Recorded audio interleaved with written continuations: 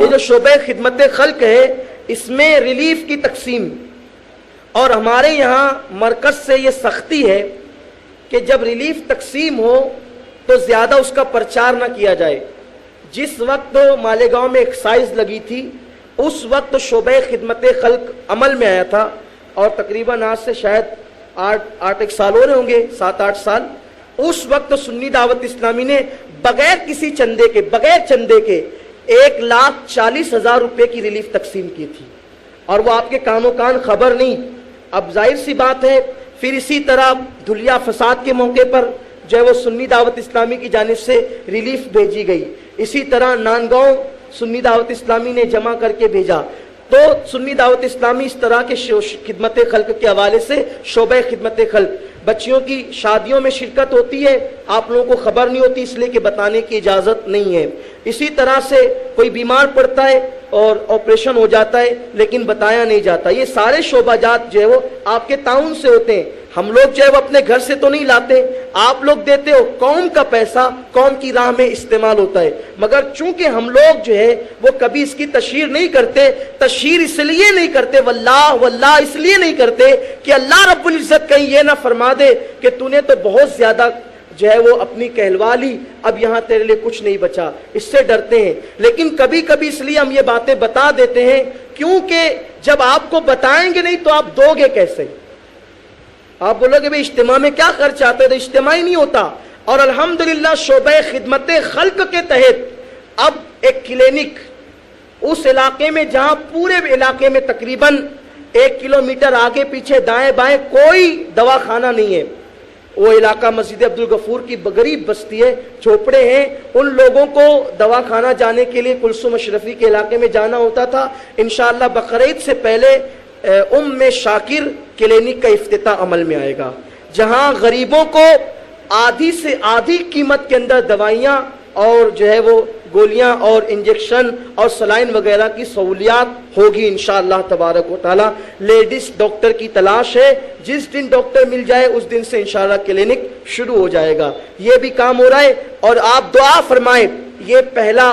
جو ہے وہ اس کی یہ ابتدا ہے، اللہ نے چاہا تو یہ اور ترقی کرے گا انشاءاللہ۔ سنی دعوت اسلامی نے اسکول قائم کیا جو خود بذات خود ایک مدرسہ بھی ہے، تو اور بھی بہت سارے کام ہیں۔ شعبہ مساجد میں اس کا تذکرہ بھول گیا، یہ جو شعبہ مساجد ہے آس پاس کے جو دیہاتوں میں جن مسجدوں کے اندر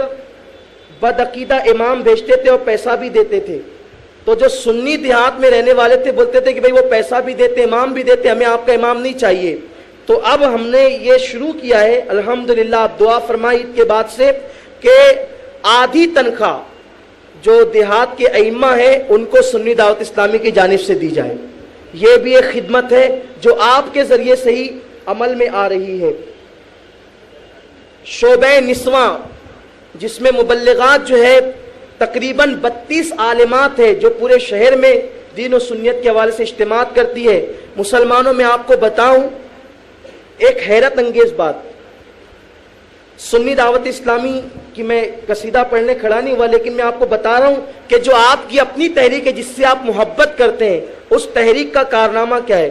سنیوں کے یہاں میت ہوتی تھی، میت، اور عورتوں میں کوئی عورت سنی عورت نہلانے والی نہیں تھی،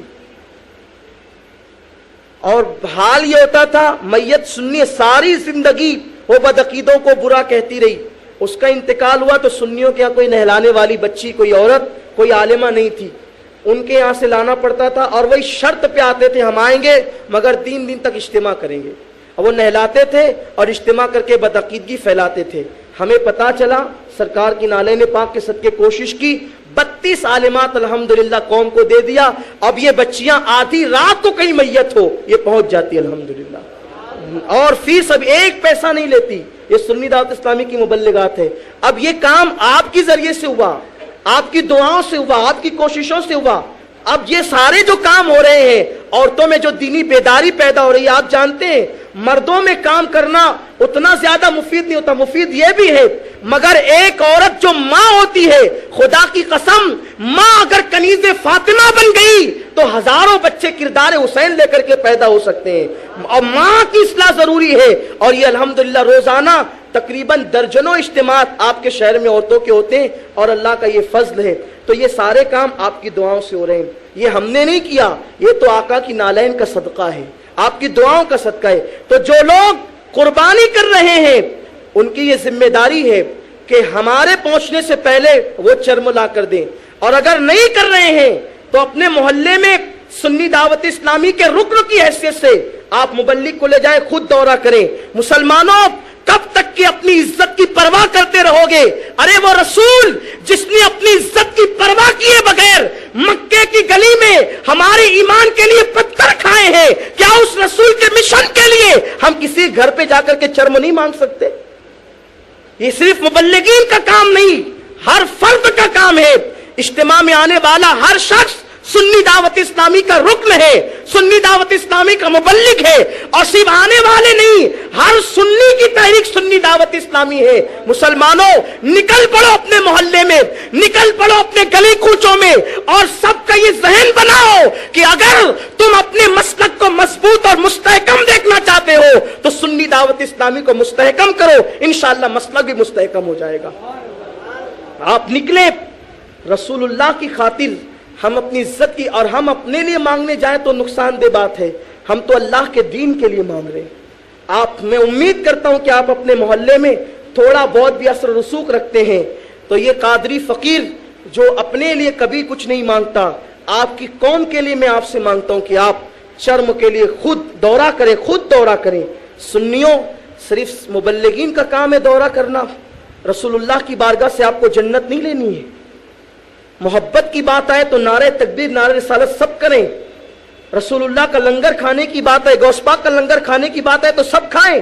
اور اس کے بعد محنت کرنے کے لیے چند افراد اٹھیے، ہر فرد کام کرے، جو جس طرح کا کام کر سکتا ہے کرے، جو جس طرح کا تعاون پیش کر سکتا ہے کرے۔ مجھے امید ہے